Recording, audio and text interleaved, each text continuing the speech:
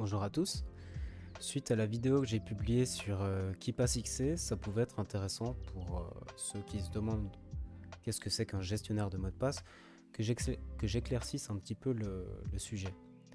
Alors un gestionnaire de mot de passe, en fait, c'est un logiciel qui fait office de coffre-fort et qui permet, donc selon Wikipédia, à un utilisateur de gérer ses mots de passe, soit en centralisant l'ensemble de ses identifiants et mots de passe dans une base de données ou un portefeuille, donc c'est l'utilité de KeePassXC, soit en les calculant à la demande, c'est aussi possible de faire ça.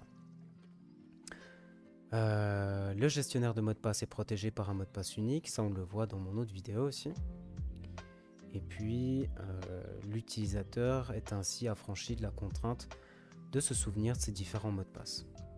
On peut aussi se permettre d'en choisir des plus compliqués, plus robustes, et d'avoir un mot de passe différent pour chaque compte. Et ça fait une grande différence en fait. Je vais vous montrer pourquoi. Ici, on voit qu'il y a une base de données de 3,2 milliards de logins et de mots de passe qui ont été piratés et qui ont fuité maintenant, qui sont à la disposition de tout le monde. Alors avant de s'alarmer sur ces 3,2 milliards, il faut savoir que chaque année, il y a des fuites, chaque année, il y a des piratages, et souvent, c'est une centaine de millions ou un peu plus. Et puis là, en fait, c'est un condensé de tous ces mots de passe et de tous ces logins qui ont fuité.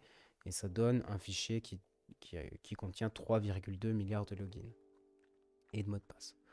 On voit par exemple que les fuites, elles sont arrivées depuis eBay, depuis Adobe, depuis LinkedIn, depuis MySpace, depuis Yahoo et bien d'autres. Ça arrive aussi à Google, ça arrive à Android, ça arrive à beaucoup. En fait, c'est presque assez commun qu'il y ait des fuites, ou qu'il y ait des hacks, ou toute autre chose.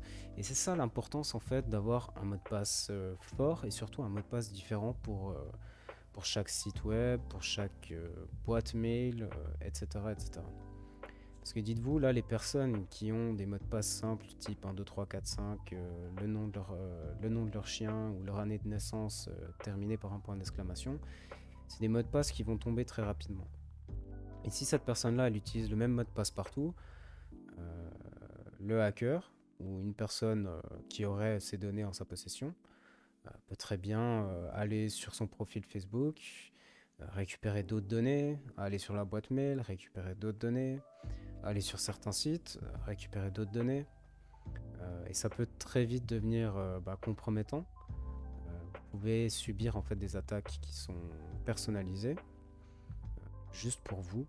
Et du coup, c'est très difficile à remarquer ce genre d'attaque. Donc voilà, ça c'est l'actualité, c'est ce qui se passe. Et la cause, en fait, c'est nous.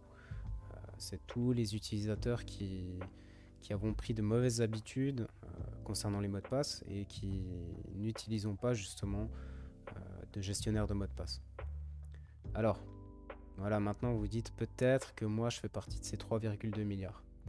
Est-ce qu'on peut le vérifier? Bah oui, on peut le vérifier. Il suffit d'entrer son ou ses adresses email ici, et puis ensuite de cliquer sur Pound, et on peut vérifier si son adresse email a été compromise ou non.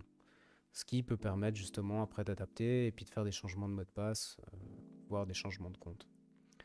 Donc il y a ce site là qui est très intéressant. Et puis je voulais revenir sur une chose par rapport au gestionnaire de mot de passe. Voilà. J'y reviendrai un peu après à ce que je veux dire. Avant toute chose, il faut savoir que le gestionnaire de mot de passe, il va chiffrer, il va chiffrer vos données en fait. Enfin, le gestionnaire de mot de passe est chiffré. Quelqu'un qui veut y accéder, il va se retrouver en face de caractères qui n'ont ni queue ni tête.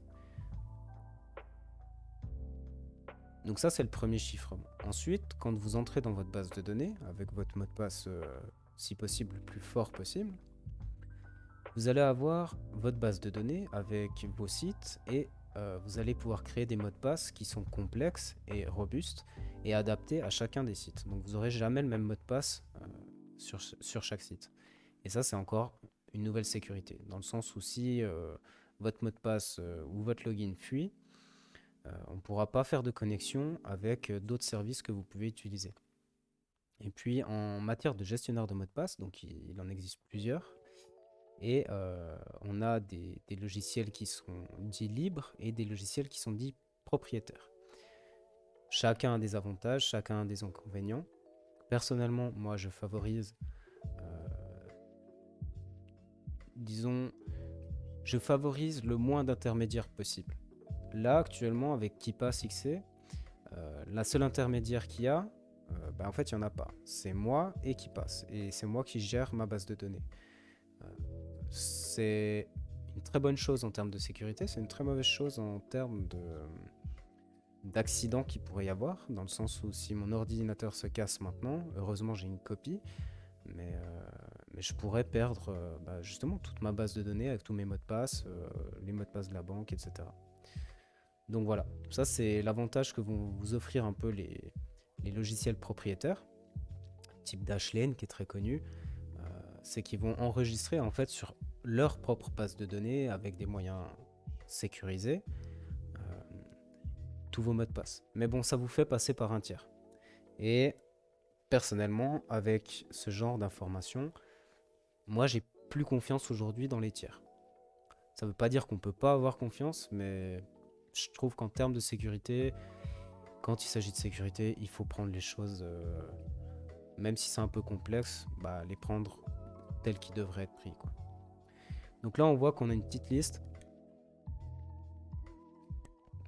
Et puis moi, je vous ai conseillé KeePass XC. Il n'est pas dans cette liste, mais il a beaucoup d'avantages. On va y retourner. Voilà, KeePass XC qui est un gestionnaire de mots de passe, qui fait aussi office de base de données, qui est gratuit et open source.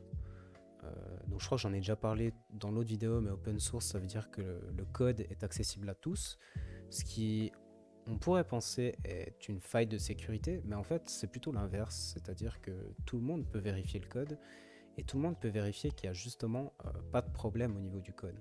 Et sachez que quand le code est libre, il est open source, les gens aiment bien justement regarder dedans et vérifier que ce qu'ils utilisent est bel et bien sécurisé. Ça, c'est quelque chose qu'on ne pourrait pas faire justement avec Dashlane ou d'autres. Je leur jette pas la pierre, hein, mais je dis juste que voilà, en termes de sécurité, ça veut dire qu'on fait confiance à un tiers. C'est exactement la même chose avec les VPN. Tiens, je pourrais en parler dans une autre vidéo de ça.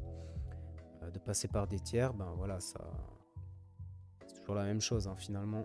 Ça vous rend un petit peu dépendant de quelqu'un d'autre. Qu'est-ce que j'ai pas présenté par rapport à KeePass? Écoutez, je crois que j'ai fait le tour. Métaphoriquement, si on peut dire ça, KeePass, c'est un coffre. On va mettre ancien parce qu'ils sont plus jolis. Et voilà, c'est un coffre-fort. Et dans ce coffre-fort, vous avez votre clé maître ici, que seul vous devez connaître. Que vous devez, si vous avez noté des indices quelque part, faites très attention à ces indices-là que vous êtes laissés. Et puis à l'intérieur, vous aurez toute votre base de données, votre agenda, vos mots de passe, etc. Moi, je trouve que c'est la solution la plus sécurisée pour avoir des mots de passe forts, pour éviter justement ça. Donc voilà, j'espère que je vous ai bien présenté KeePass XC. N'hésitez pas, si vous avez des questions, je me ferai un plaisir d'y répondre. Et si vous avez des suggestions d'autres vidéos, des questions que vous vous posez, écoutez, si j'ai les connaissances, je me ferai aussi un plaisir d'y répondre. Voilà. Je vous souhaite à tous une bonne soirée. Ici, il est 19h43. Et puis, à bientôt.